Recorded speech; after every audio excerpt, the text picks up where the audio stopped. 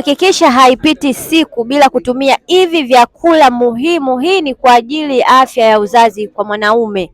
Hakikisha unakula mayai mawili au matatu ya kienyeji kwa siku.